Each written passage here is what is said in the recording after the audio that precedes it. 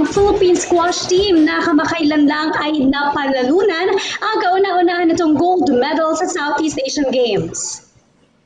Tama ka dyan, partner, at particular na makakabalitaan natin ngayong araw sina Philippine Squash Academy President Robert Bachmann at Kayod Pilipinas team member Alyssa Dalida. Welcome po sa PTV Sports! Magandang hapon po. Hi, good evening, Meg and Ira. Good evening Hello, po. Sir Robert and Alyssa. Bago ang lahat po, kakamustahin po muna namin kayo. How are you doing this past month and a half? During this quarantine period, let's start po with Sir Robert. Yeah, it's well, I'm okay. COVID free. Been staying home, working out of the house, doing also home training, strengthening and endurance training, and then as well as other extra activities here at home and errands. How about Alyssa? How are you?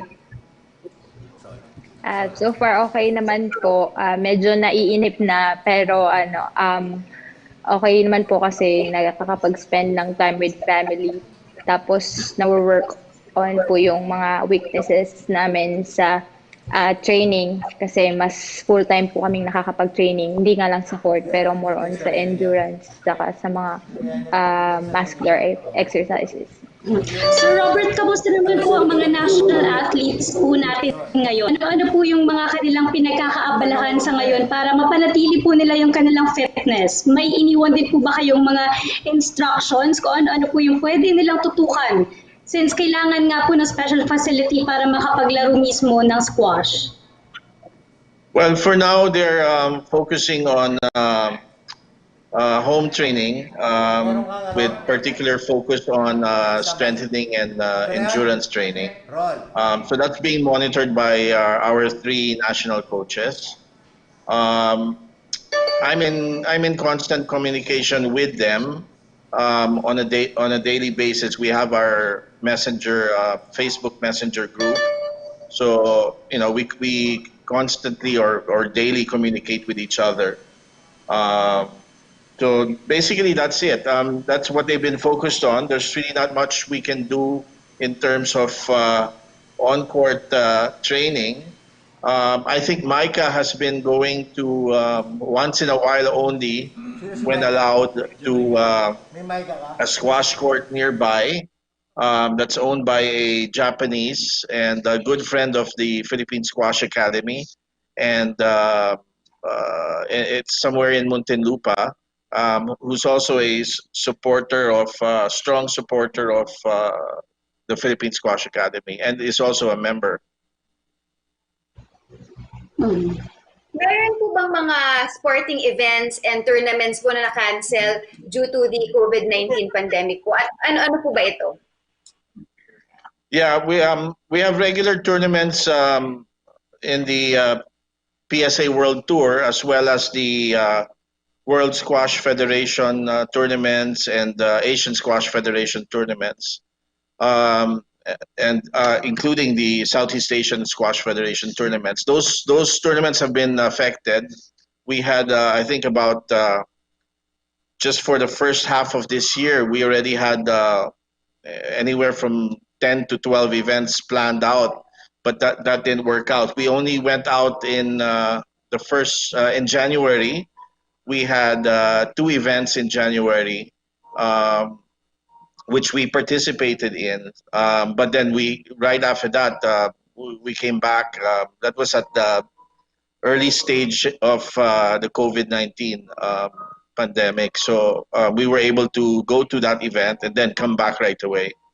But yeah, the rest has been, everything else has been canceled and or postponed. And then our local hosting for squash events in July and October will definitely be postponed until further notice. Eliza, Yeah, we know that you're very close to the national squash team.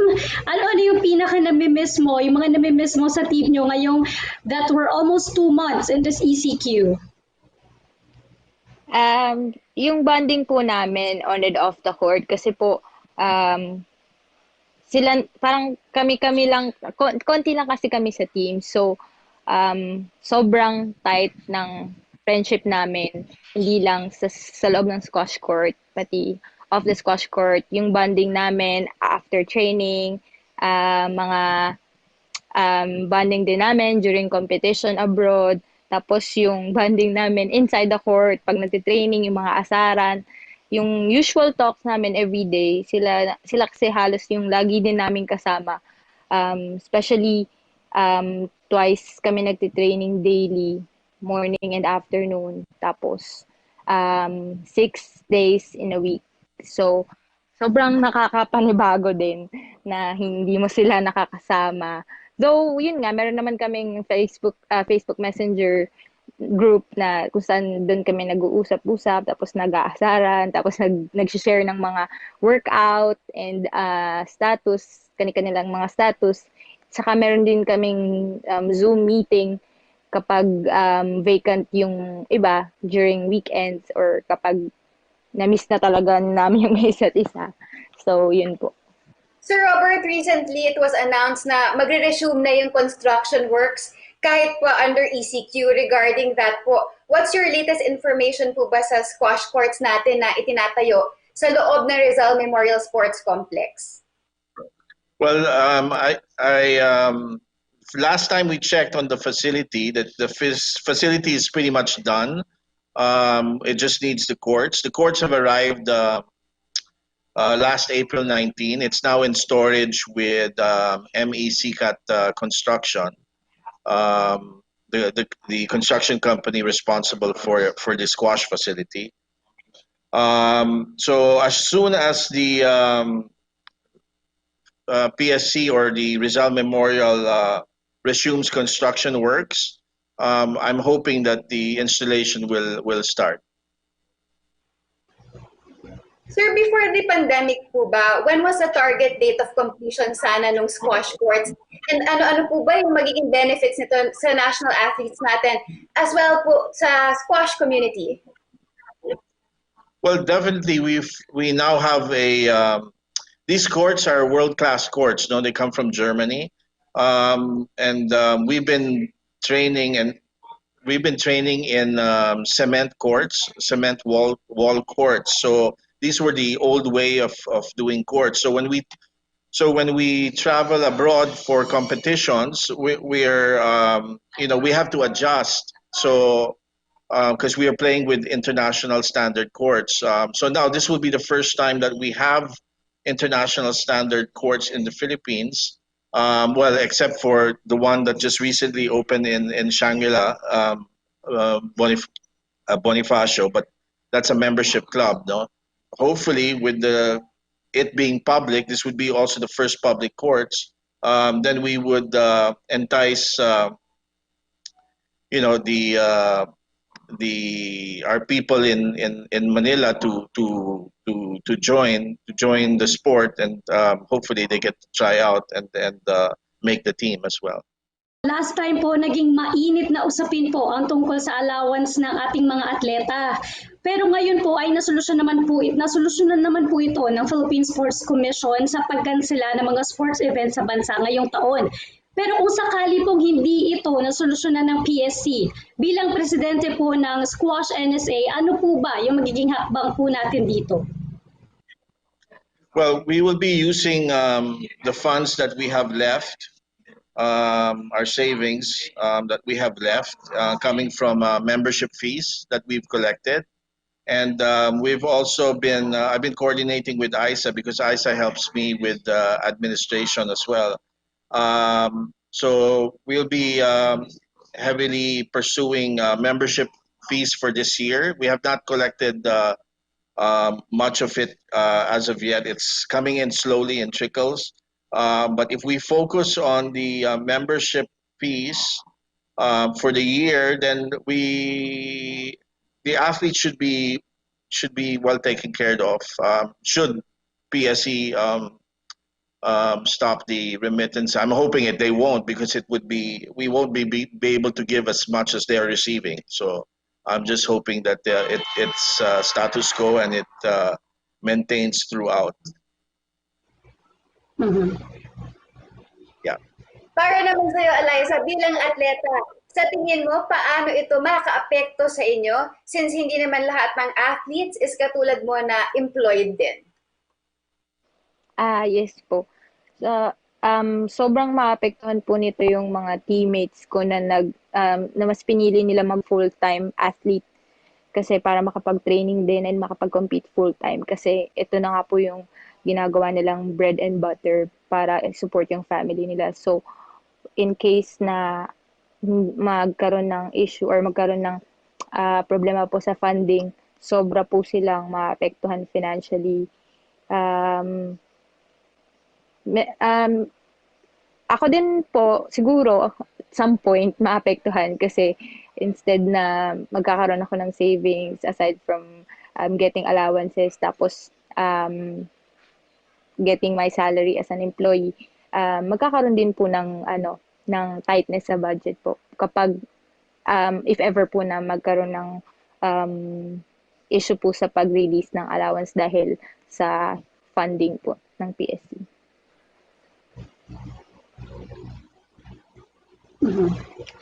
Sir Robert, regarding naman po sa press release ng Philippine Sports Commission about sa Comprehensive National Team Activity Report ng bawat NSA, pwede niyo po bang i-explain sa amin kung ano po yung programa na yun mismo? And as head of NSA, ano po yung personal action plans na pwede niyo po ibigay dito?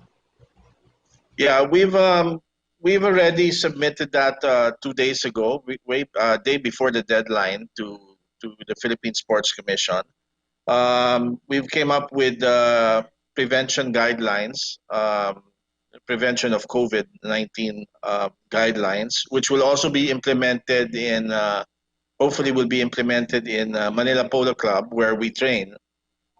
So we also provided Manila Polo Club with a copy of our prevention guidelines so they can implement that as well as soon as the squash courts are open in the club and the club resumes operations.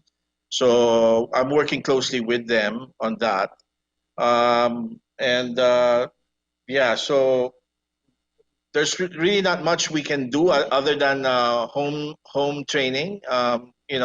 With focus on strengthening and endurance. So that's pretty much it. As of now, I don't allow as much as possible. I don't want the team to be going out. I'd rather they stay home and not contribute to the statistics that are out there. So that's basically my instructions. We're a very small team. We're only about total of 6 core, a total of nine that are in the national training pool with allowances. So as much as possible, I just if one is sick, it would affect us. Um, uh, it would really affect our team and our when competition resumes. We might be lacking in players.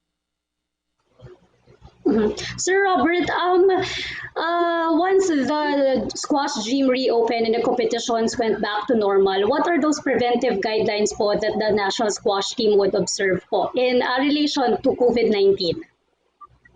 Well, hold on, let me pull that out. There we go. Well, we came up with guidelines for before heading to the training facility. Of course, you check your temperature, stay home if you're feeling sick. Then prepare essentials, the mask, alcohol, disinfectant wipes, squash, eyewear, and squash gear. Do not wear your training shoes to travel and to and from the training facility. Remember to avoid touching your eyes, nose, mouth with unwashed hands. Observe social distancing always. When riding a jeepney, it is advisable to sit nearest to the exit always. and if you're using public transportation, except for taxis, and are traveling with a companion from home, always sit next to each other. So those are that's before heading to the training facility. Now, upon arrival at the training facility, there's another set of guidelines for that, right? So we enter through the general parking area next to the indoor tennis courts, increased frequency of cleaning and disinfection of storage cabinets and handles, and so on and so forth, right? Then, of course, you have on court. When you're on court, we now limit only 1 to 3 players to a court. So we have 3 courts at Manila Polo Club. So we can have, if all three, and we're only six active players. The juniors are separate training, so you can have 2 to a court. Okay, So it's tanong lang complete. ako kay Miss Alay. Kay Miss Alyssa, upon hearing the preventive guidelines bilang atleta, ano sa tingin mo yung pinakamalaking magiging hamon para masunod nyo itong mga guidelines na ito? Siguro po yung yung biggest challenge will be pag practice matches po. Kasi hindi maiwasan na magkakaroon ng contact inside the court kapag during the rally, kasi may mga times na yung bola mapupunta malapit sa'yo, tapos yung kalaban mo din going the same way kung saan ka nanggaling. So, hindi po talaga maiwasan na wala kayong contact with each other. Especially sa squash po is meron din kaming mga rules na yung about sa contact ng players with each other. So, yun po yung pinaka-biggest challenge, I think. So, sa training naman po, siguro kaya naman po namin na mag-adjust ng 2 in a court. Tapos yun nga, advisable kung kayang mag-solo na lang po. Sir, na-mention niyo po kanina na you have 6 core players, tama po ba? Yeah, we have 4 men's and 2 women's. So that's 6. And then we have 3 additional juniors, and then several development players, but then that they don't receive allowance.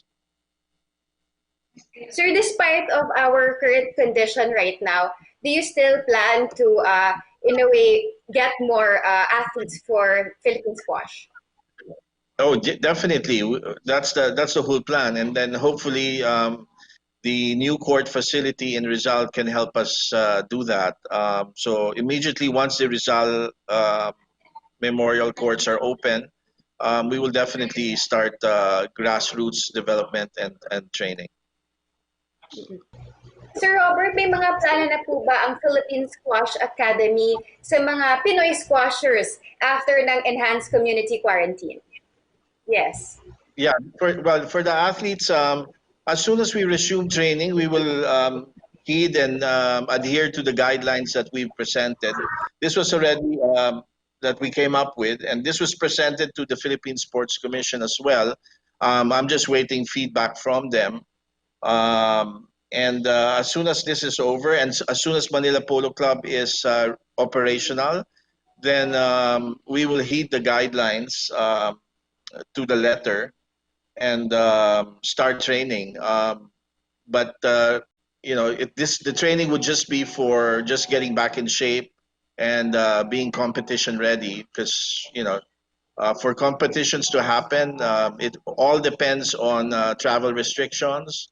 It would also depend on how safe the host country would be, but if we would travel there. So all these things have to be taken into consideration. But yeah, so the way I foresee it, we'd be training all the way through December, just keeping in shape all the way through December, and God knows when this COVID-19 will end. The way I see it, I don't see this ending anytime soon. Alyssa, we heard that you guys are planning to help the country in our fight against COVID-19. Can you explain it to us? Yes po, nagpa-plan po yung team namin, yung buong Kayod Pilipinas team na mag-distribute ng a little something to the frontliners po na assigned sa Rizal Memorial Coliseum. Medyo hindi pa lang po namin siya ma-finalize and hindi kami makagawa ng move kasi limited nga po yung movements namin dahil sa enhanced community quarantine. Pero as soon as ma-lift naman po yung quarantine na pwede nang lumabas kahit papaano, like buying essential goodies, baka makapag-start na po kami na bumili ng mga materials namin para ma-distribute na din namin sa mga frontliners sa Rizal Memorial Coliseum.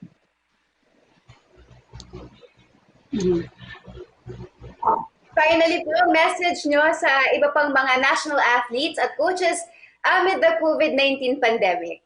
Well, my only advice to all the athletes and officials is really to stay home. There's really not much we can do. Stay busy at home, and you know, the key to fighting COVID-19 is really your immune system. So as much as possible, you know, eat properly and exercise. That's the only way, and take your vitamins as well. That's the only way to really boost your immune system. So yeah, with that, stay home, stay well, keep safe, guys. How about Alyssa? Message mo sa coaches and sa mga manonood natin. Ayun po, so same lang din naman po, lahat naman po tayo, isa lang yung goal natin na matulungan yung government natin and yung buong Pilipinas na maka-survive sa pandemic. So the best thing that we can do to help our country is to stay at home. Sa mga athletes po, we're known for our discipline. So siguro po doon po natin may papakita kung kung ano yung meron tayong quality as an athlete, yung pagiging disiplinado by following the rules ng municipality and mga lugar kung saan man tayo nakatira, and sa mga coaches din to monitor their athletes and keep them motivated and don't hesitate to seek assistance from the psychology department kapag nafe-feel po natin na yung mga athletes is nadadown na because of the situation. Alright. Maraming salamat po Sir Robert Bachmann and Alyssa Dalida sa inyong oras. Thank you, Ira. Thank you very Thank you much. po.